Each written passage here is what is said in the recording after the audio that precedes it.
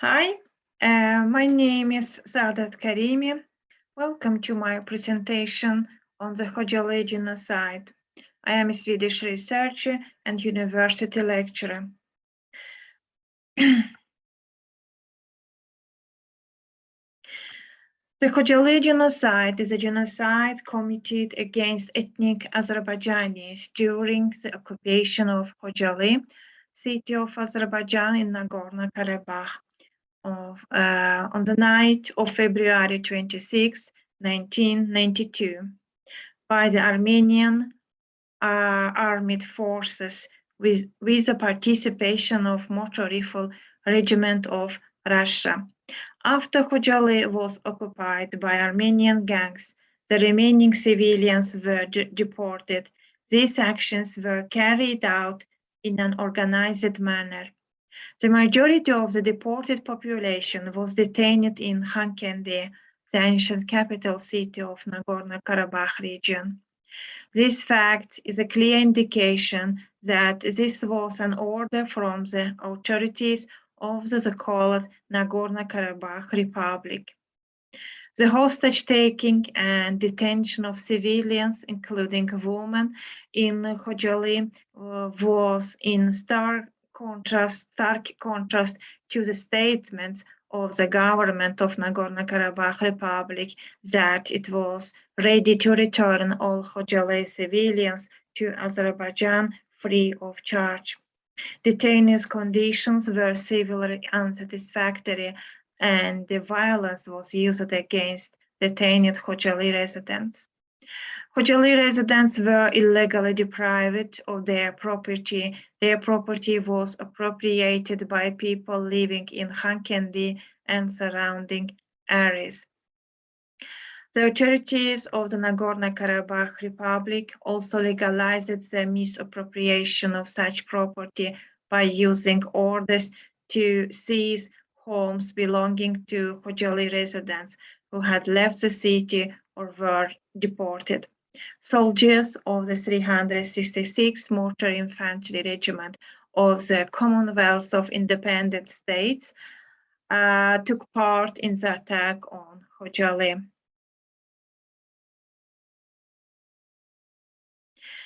As a result of the Khojaly genocide, 613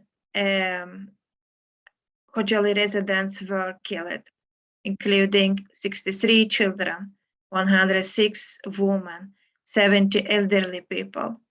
8 families were completely destroyed. 25 children lost both parents, and 130 children lost one parent.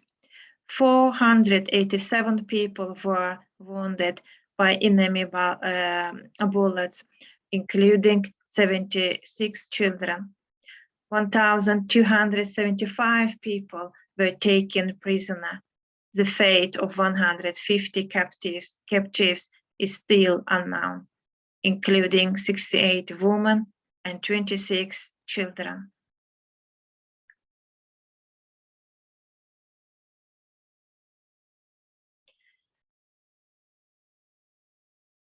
Coverage of the Khojaly genocide in Azerbaijan is mainly associated with the name of the Azerbaijani reporter Chingiz Mustafayev.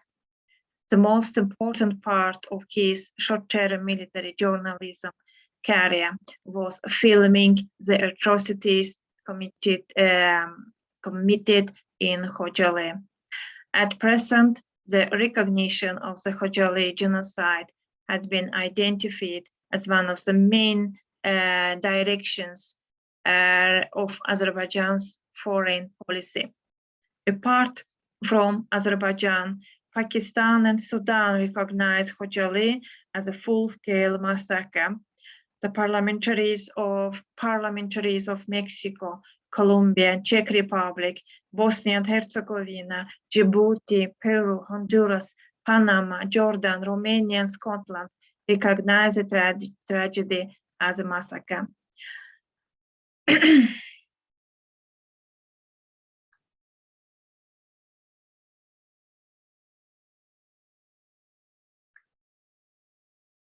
So far, 22 of the United States of America have adopted a document recognizing Khojaly as a massacre. This event is known in Azerbaijan as Khojaly Genocide, and in other countries as Khojaly massacre. Well, genocide or massacre.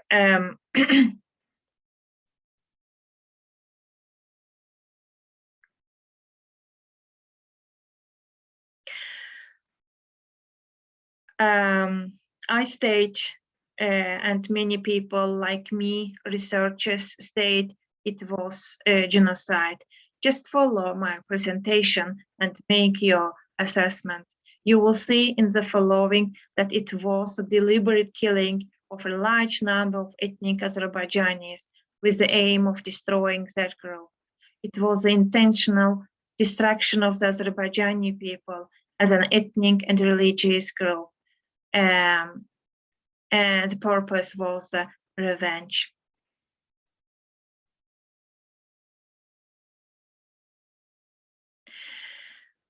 Many people like me, researchers, Kaufman, Raul Contreras, Human Rights Watch stated, and there are a lot of films and photographies, a lot of documents, and researchers in the field of genocide state the fact it was genocide. Let's talk about the background of this part of the history. Khojaly had been under blockade by Armenian separatists in Karabakh since October 1991. On October 30, traffic was cut off from the city, and the only means of transportation was a helicopter. The last helicopter arrived in Khojaly on January 28.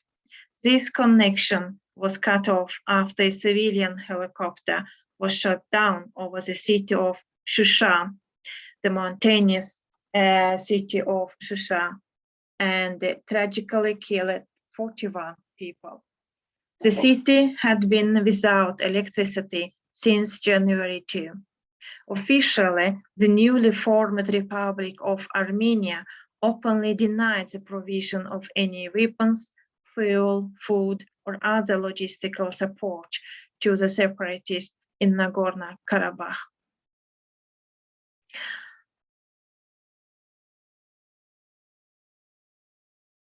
However, Levon Ter-Petrosyan, the Armenian leader, later admitted that the separatists were paid their salaries and provided with logistics, but denied sending his men to fight. In early February, the Azerbaijani villages of Malibeyli, Garadagli, and Ardaban were occupied by Armenians, and the civilians were massacred and forced to flee their homes. As a result, at least 140 people were injured and 99 died.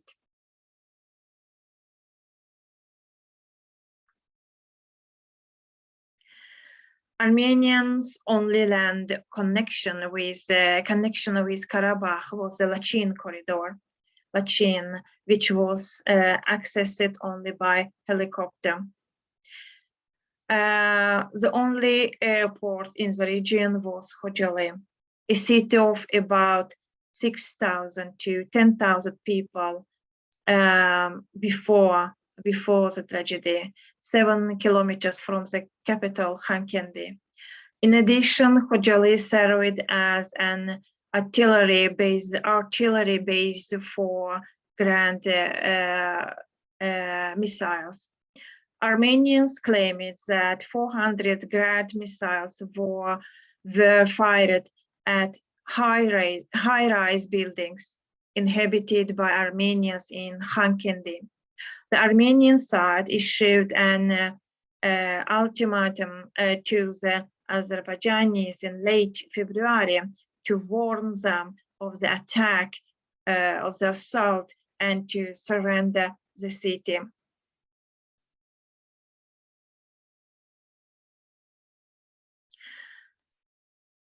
On the night of February 25 to 26, 1992, the Armenian armed forces, with the help of armored vehicles and military personnel of the 366th Motor Rifle Regiment of Russia, began to occupy the Azerbaijani city of Khojaly and savagely killed ethnic Azerbaijanis living there.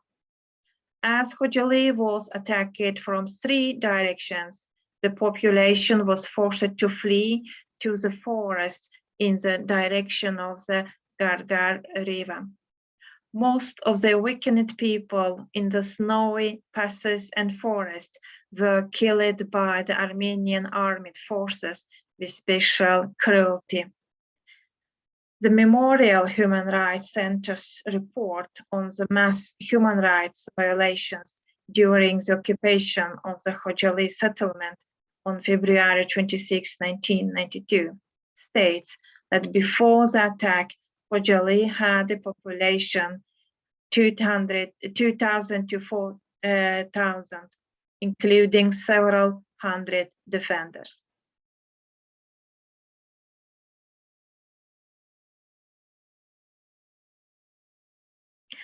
Khojaly was guarded by volunteer defense forces, special police units of the Ministry of Internal Affairs of the Republic of Azerbaijan, and soldiers of the Azerbaijani National Army. According to information received from both sides, the city had 3 armored vehicles as well as an Alazan missile launcher. Khojaly attackers and Nagorno-Karabakh officials of the Nagorno-Karabakh Republic say Khojaly also had 2 Grad rocket launchers.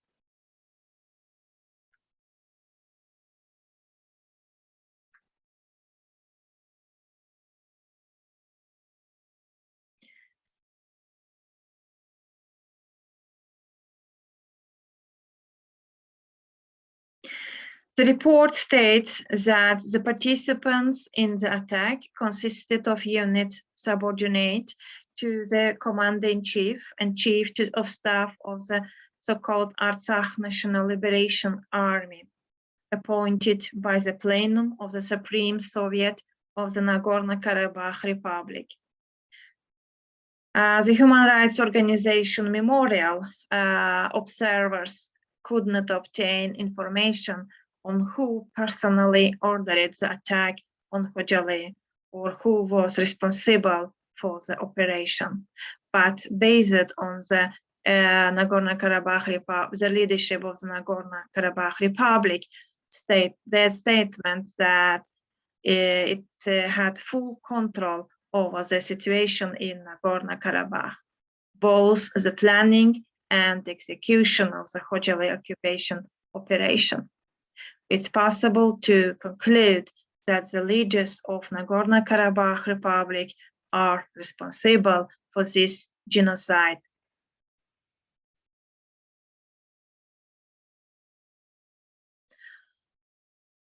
Well, the role of the 366th Motor Rifle Regiment of Russia, accordingly to all Khojaly refugees. This regiment took part in the attack on the city, and some of them even entered the city. The unit's command staff stated that they were unable to secure the regiment's release due to public opposition.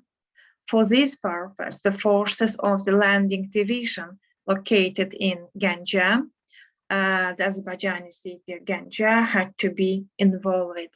However, before the arrival of these forces, 103 members of the regiment, mainly Armenians, who took part in the massacre, refused to obey the order and remained in Karabakh. As a result of the criminal deal of the regiment's command and the irresponsibility of the other persons responsible for the withdrawal of the regiment, Part of the military equipment including armored vehicles, was handed over to the Armenians. According to information received by the Armenians, the fighting vehicles of the 666th Regiment and their staff took part in the operation to attack the city. They opened fire on the city but did not enter. The Armenian side states that there is no written order from the regiment command to take part in the military operations. Well, Khojaly started firing on February 25 at 23 o'clock, 11 p.m. First of all, barracks and defense points located in the residential area were destroyed.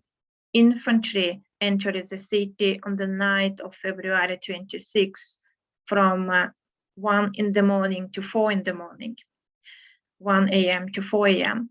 According to members of the Armenian armed forces, the armed resistance of the Khojaly garrison was soon completely broken. The destruction in Khojaly confirms the existence of an artillery attack which did not resemble the destruction and damage caused by intense street fighting. The last point of defense was destroyed at 7 in the morning.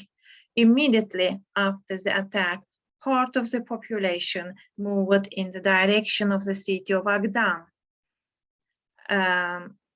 the first nearest city to Khojaly, and they began to leave Khojaly.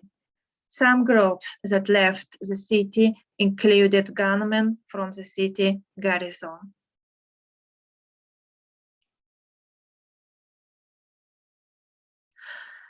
The population left the city in two directions. One was from the eastern part of Khojaly city, along the riverbed to the northeast, keeping Askeran region on the left. Armenian officials say that this road was kept as a free corridor. The second way was keeping the soldier on the right from the northern part of Khojaly city to the northeast. It seems that a small part of the refugees passes through this road. Thus, most of the civilian population left Khojaly, leaving about 200 to 300 people hiding in their homes and basements. As a result of the bombing of the city during the attack, an unknown number of civilians were killed in Khojaly. The Armenian side practically refused to provide information on the number of people killed in Khojaly.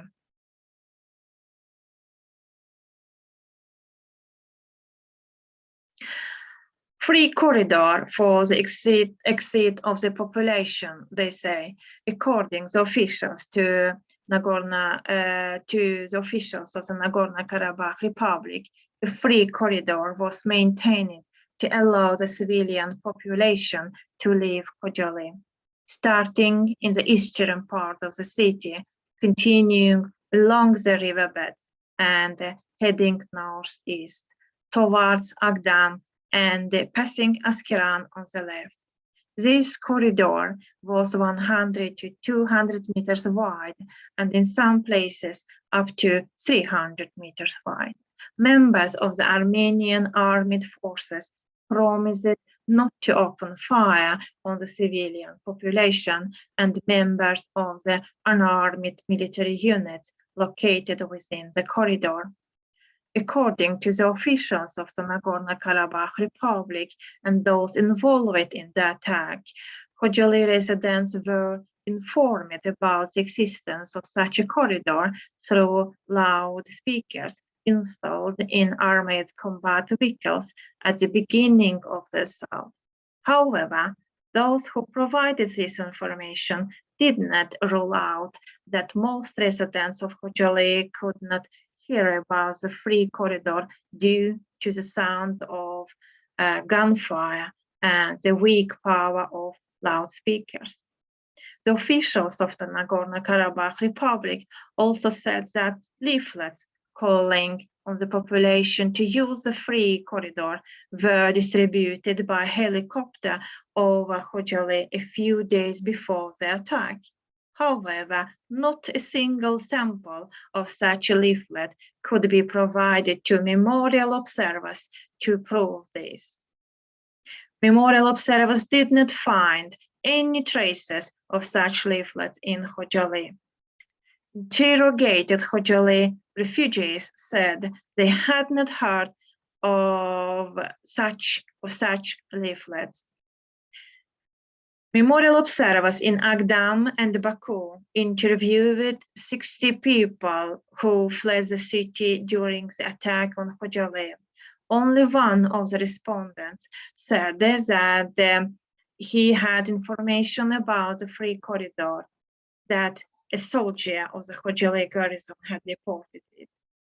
Captive Khojaly residents had not heard about the free corridor where memorial observers took it in the prison center in Khankendi, with the participation of Armenian deputy Paryor Hayrukyan.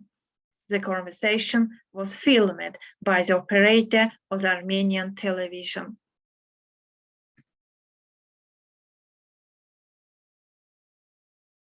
As soon as the assault began, residents panicked and tried to leave the city.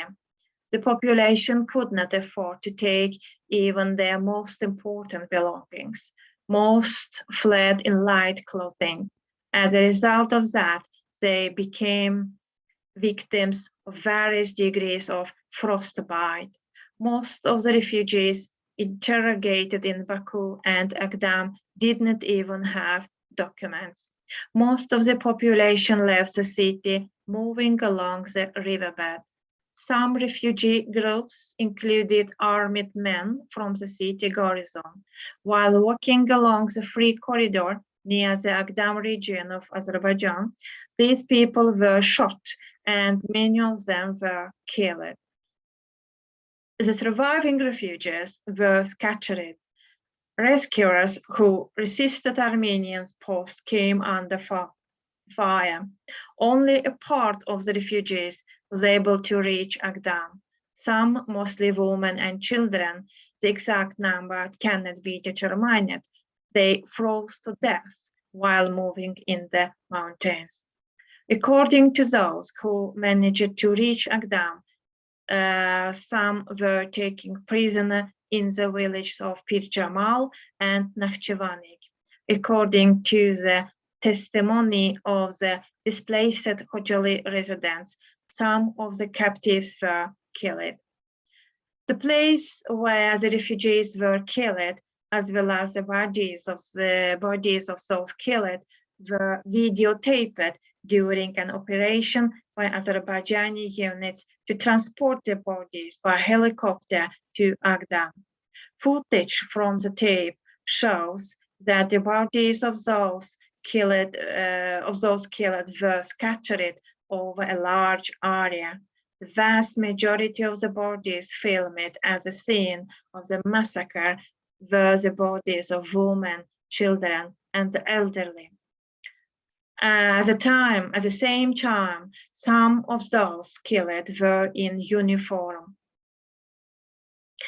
The video showed a total of dozens of bodies.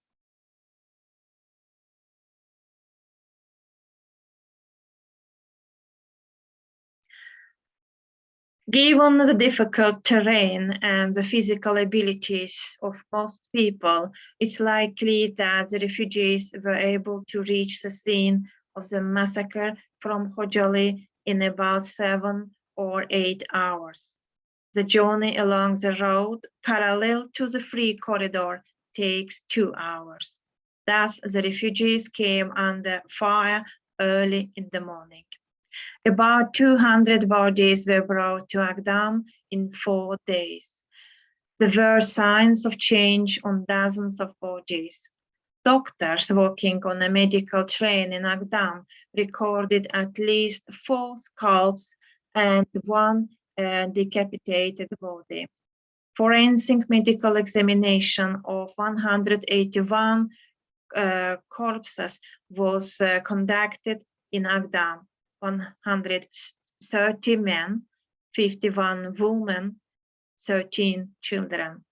According to experts, 151 people died from gunshot wounds, 20 from shell wounds, and 10 from blunt force blows. In addition, forensic medical examination was conducted on several bodies brought from Khojaly region.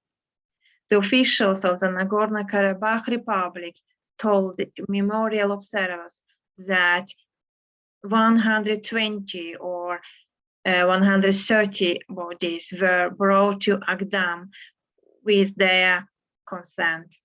96 bodies were buried in Agdam. The bodies of others were delivered to their relatives. The officials of Nagorno-Karabakh Republic and members of the Armenian armed forces explained the killing of civilians in the free corridor by the presence of armed men firing on Armenian posts and forcing retaliatory fire for revenge, as well as attempts by the main part of the Azerbaijani forces to intervene. According to the Armenian armed forces, Azerbaijani units attempted to intervene in the direction of the free corridor from Agdam. At Armenian posts repulsed the attack, the first group of refugees from Khojaly approached. In their statements, including those published in the press, the Khojaly refugees said that the militants in the influx of refugees opened fire on Armenian posts, and each time the shooter was an Armenian. Refugee group on Road 2, which kept Askeran to the right, were also fired upon. The journal of the medical carriage in Agdam, which included almost all the victims and defendants of Khojaly, recorded 598 wounded and frostbite victims, the latter group predominating. Peeling of the scalp in a live state was also reflected here. When estimating the total number of deaths in Khojaly, the fact that people died not only as a result of the shooting of refugees, but also due to frostbite while moving in the mountains should be taken into account. Memorial observers spoke to a woman who lost her 3 children in this way. It was not possible to determine the exact number of Khojaly residents who died as a result of the frost. According to the information given in the issue of Karabakh newspaper, dated March 26, 1992, the Khojaly Refugee Assistance Commission assisted 476 families of martyrs. When the city was occupied by Armenian armed groups, 300 civilians remained there. All the remaining residents were taken prisoner and taken to Khankendi, detention center and transport detachment building, a detention center in Krasny village, and a prison in Askeran district for 3 days. With the consent of the leadership of Nagorno-Karabakh Republic, some of them were taken to the private homes of Armenian families whose relatives were imprisoned in Azerbaijan.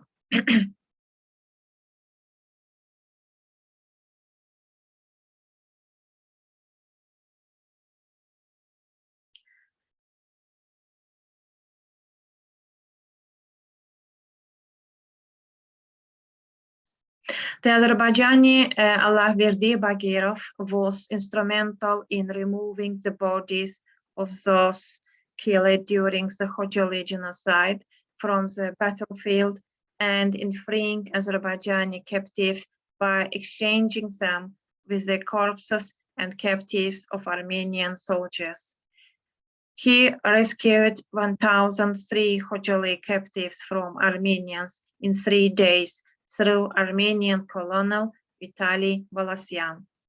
Alaverdi Bagirov brought the Armenian captives by bus and handed them over to their owners. He buried the bodies in a shroud in the Agdam Mosque and handed them over to Azerbaijani prisoners in Garagaji Cemetery in Agdam. As a result of Alaverdi Bagirov's talks with Vitaly Valasyan, it was possible for military operators, Azerbaijani operators, Seydaga Mofsumli and Chingiz Mustafayev, to film the Khojaly events.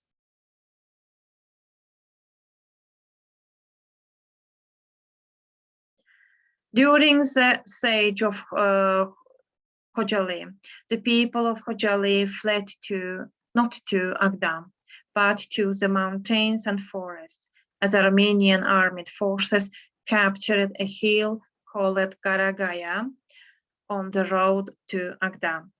Since it was impossible to help the Khojaly people from the direction of Askeran, a group of fighters made a plan to help the Khojaly people and started the operation in Garagaya. This operation was prepared without the instructions of the higher command. Only in the morning on February 26th, after learning what had happened from the survivors of Khojaly, Garagaya was liberated from Armenian forces by local battalions in Agdam to save the civilian population. And after that, the peaceful Khojaly people who wanted to save their lives in the direction of Shelly village of Agdam were rescued. As a result of the Garagaya operation, about 200 people were released from captivity and more than 100 bodies were brought to Agdam. On the opposite side of Garagaya, in the direction of Askeran, the collection of corpses of Khojaly people was starting. Those territories were under the control of Armenians. When they reached the Askeran bridge near the Askeran fortress, it turned out that the bottom of the bridge and its surroundings were filled with human corpses. Most of them had their heads cut off, their eyes gouged out, and their faces skinned. People were brutally killed. The Azerbaijani operator Seydaga Mevsumov tried to film everything he saw. The corpses were scattered from the banks of the Garachay to the mountains. When the fighters reached Garachay, Armenians dumped a truckload of corpses from the bridge into the river Garachay. The Azerbaijani operator Chingiz Mustafayev and 5 others remained in the area 25 meters from the Askeran-Nakhchivan road near a pig farm and filmed everything they saw. According to Mustafayev, even a car full of 2 Armenians passed by them. Mustafayev said that the 2 people who were with him had fainted when they saw a large number of dead and disfigured people. Many of them were nurses.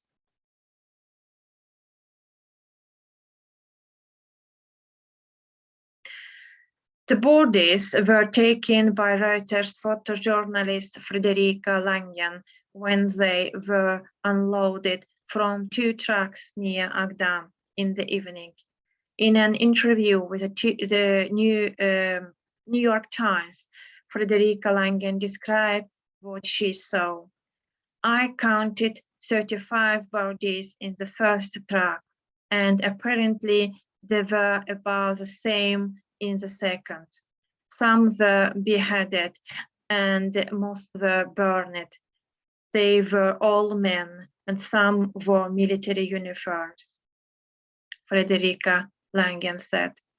In total, Azerbaijani Bagirov's fighters collected about 180 bodies from Katuk, Nakhchivan, Askiran, and Khojaly, and brought them to the Aghdam Mosque. Many of the bodies had become unrecognizable. When Chingiz Mustafayev arrived at the scene with a group of foreign journalists on March 2, most of the bodies were disfigured. Mustafayev told the Russian newspaper Izvestia that they had been disfigured for several days.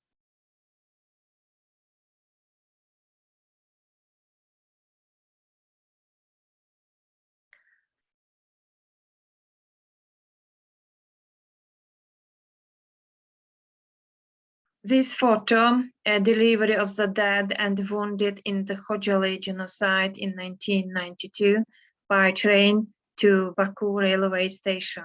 The dead were taken by ambulance.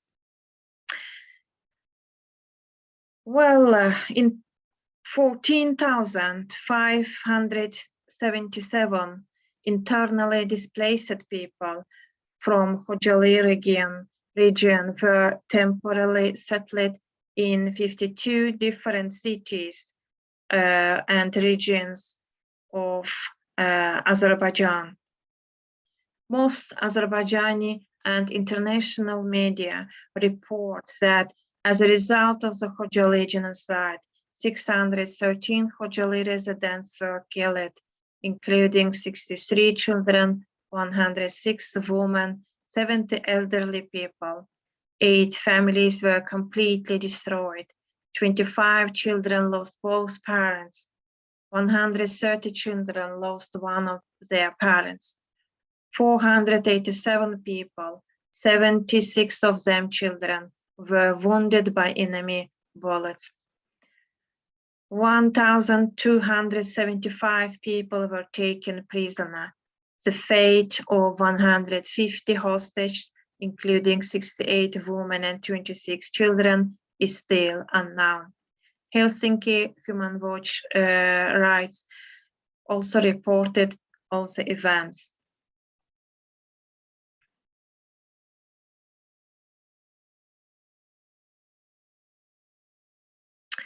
According to Thomas de Waal, author of the book The Black Garden, 485 people, including those killed by freezing, died in the Khojaly tragedy.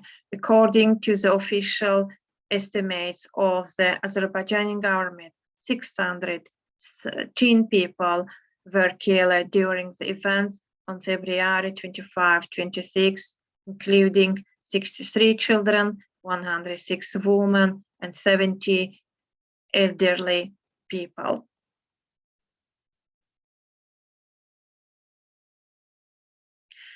Khojaly residents who left the city could not even pick up the necessary items. Residents evacuated by Armenian forces from Khojaly were not allowed to take at least some of their belongings. Memorial observers witnessed an unstoppable robbery in the city. The rest of the property in the city was transported by residents of Khankendi and nearby settlements. Many houses had the names of their new owners written on the gates. According to the decision of the Supreme Soviet of Nagorno-Karabakh Republic, needy Armenians are relocated to houses in Khojaly and given numbers.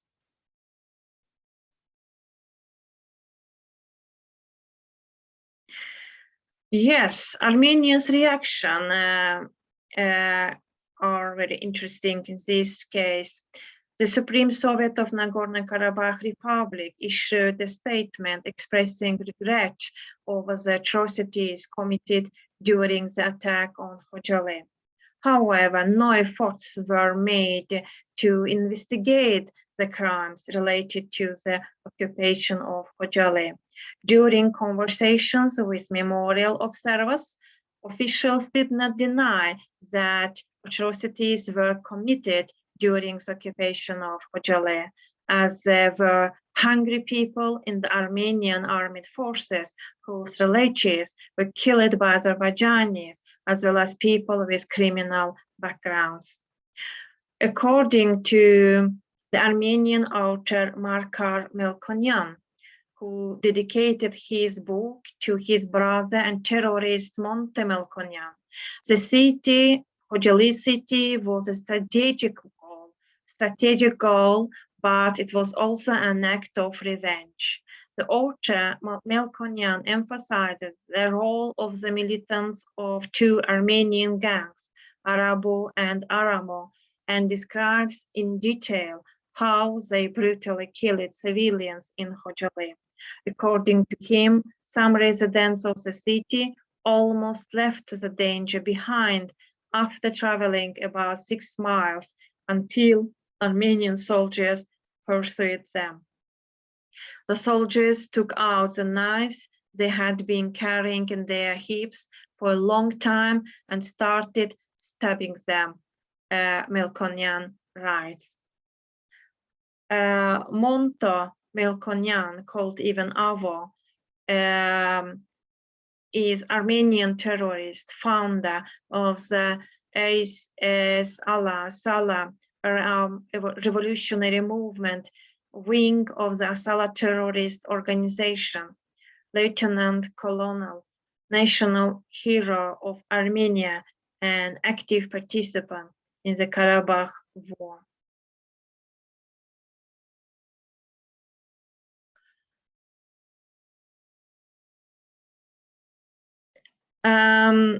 The Armenian American writer and journalist David Herdian proudly recalls the tragedies inflicted by Armenians on Azerbaijani Turks in Khojaly in his book For the Sake of the Cross. On page 19 to 76 of his book, you can read the following about the Khojaly genocide. In the cold of the morning, we had to build a bridge from the dead to cross the swamp near Dashbulak. I did not want to go on the dead. Seeing this, Lieutenant Colonel Ohanyan signaled to me not to be afraid. I stepped on the chest of a 9 to 11-year-old girl. My legs and pants were covered in blood, and so I went over 1,200 corpses, David Herdian writes. Further, he writes, on March 2, the Armenian group Gaflan, engaged in burning corpses, collected the bodies of about 2,000 Karabakh Turks and burned them in separate sections 1 kilometer from Khojaly. In the last truck, I saw a 10-year-old girl with head and arm injured. When I looked closely, I saw that she was breathing slowly. Despite the cold, hunger, and severe injuries, she was still alive. I will never forget the eyes of this child struggling with death. Then a soldier named Tigranyan grabbed her by the ears and threw her into the corpses already covered with fuel oil. Then they burned them. There were cries for help from the bonfire, David Herdian writes.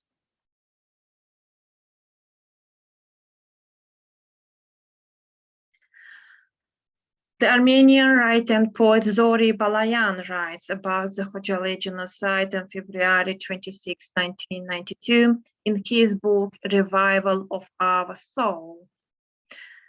He writes, as Khachatur and I entered the house, we seized in Khojaly.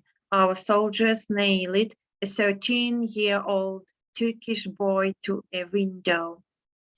To keep the Turkish child from making too much noise, Khachatur inserted the child's mother's severed breast into his mouth. Then I skinned the head, chest, and abdomen of a 13-year-old Turk. I looked at the clock. The Turkish child lost the blood 7 minutes later and died. My soul was proud of joy. Khachatur then dismembered the body of the dead Turkish child and threw it to dogs of the same origin as a Turk. We did the same thing to 3 more Turkish children in the evening. If I fulfilled my duty as an Armenian, I knew that every Armenian would be proud of our actions.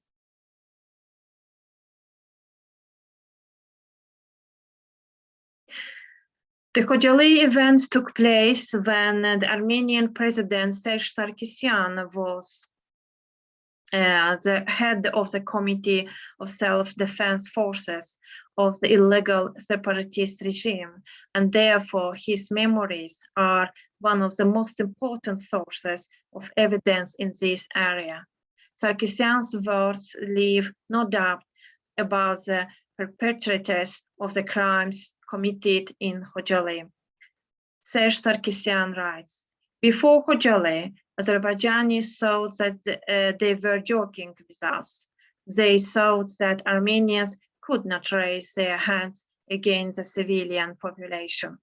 We were able to break this stereotype, and here is what happened. And we must also take into account that among those children, there were those who fled from Baku and Sumgait. Serge Sarkisyan writes, asked if he regretted the deaths of thousands of people, Serge Sarkisyan answered shamelessly, I have no regrets. Even if thousands of people die, such a crackdown was necessary, Serge Sarkisyan answered. Human rights activist Mikhail Danilyan and journalist Vahe Avityan are among the few Armenians who have recognized the Khojaly genocide in Armenia.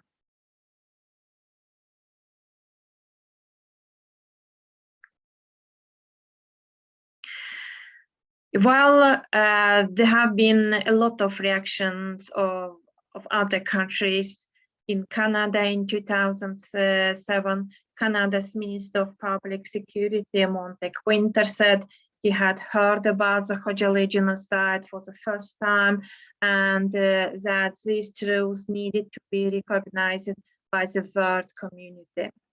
Marcos Perez, a member of the Mexican parliament in 2011, called the events in Khojaly a genocide, noting that Khojaly was wiped off the face of the earth not by any natural disaster, but by human hands.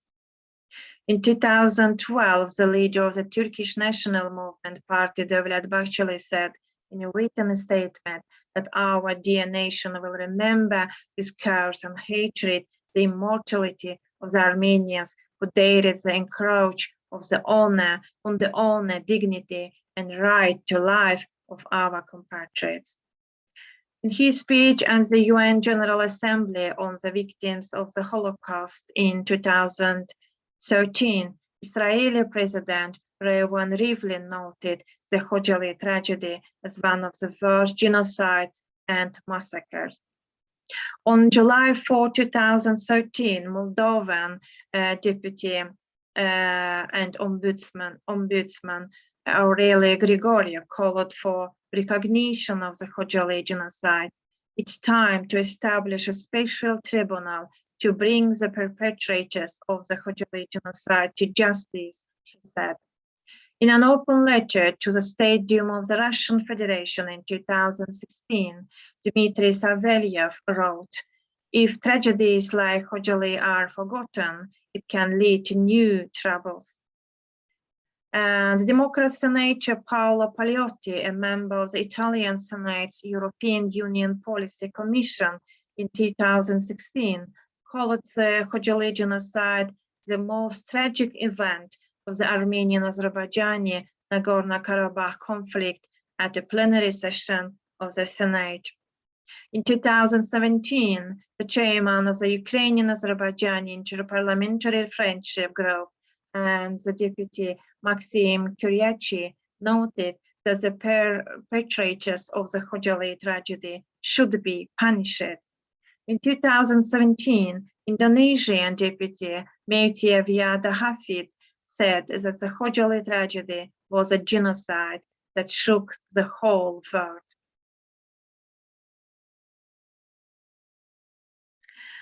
Well, the events were reported, have been reported and analyzed in the world media, the Times, Independent, the French newspaper Le Monde, the Russian Victoria Ivleva in the Wayback Machine, the Russian Novaya Gazeta, and the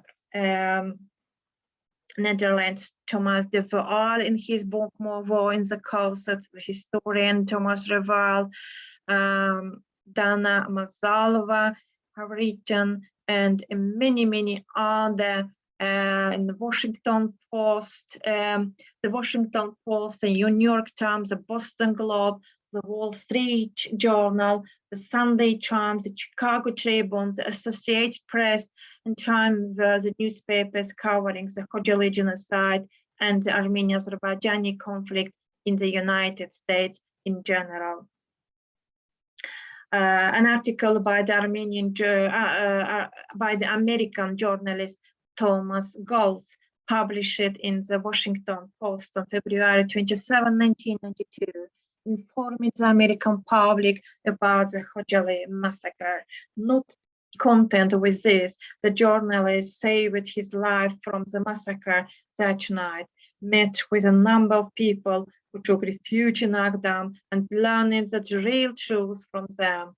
In an article published in the Washington Post, February 29, 1992, Thomas Goltz writes, according to the main mosque of the city, east of the war zone of Nagorno-Karabakh, Agdam is meant, 27 bodies brought from the Azerbaijani city in the war zone, seized by the Armenian armed forces on Wednesday, were buried today. Representative of the Agdam mosque, Said Muanov Lorsadykhov, of Wednesday, the refugees have registered the names of 477 victims of the Khojaly tragedy in the mosque.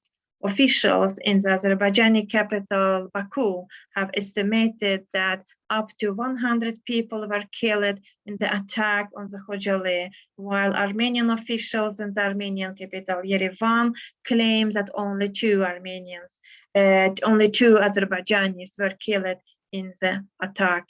Thomas Goltz writes. A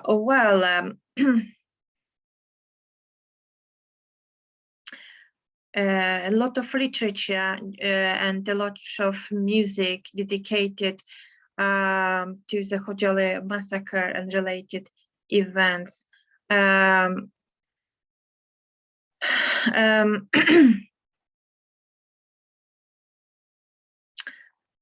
Tragically, and it's necessary, it's very important to recognize the genocide, Khojaly genocide.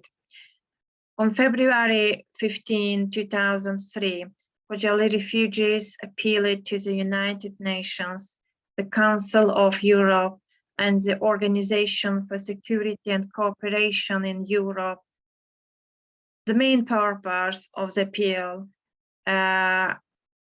was to bring to the attention of the world community the truth about the Khojaly genocide committed by Armenians, the Nagorno-Karabakh region of Azerbaijan in February 1992 to the United Nations, the Council of Europe, and the Organization for Security and Cooperation in Europe.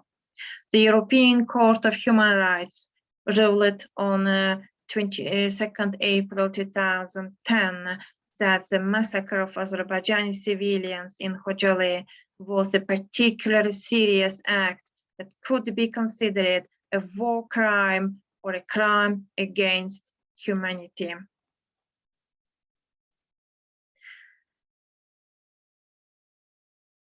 Thank you for your attention.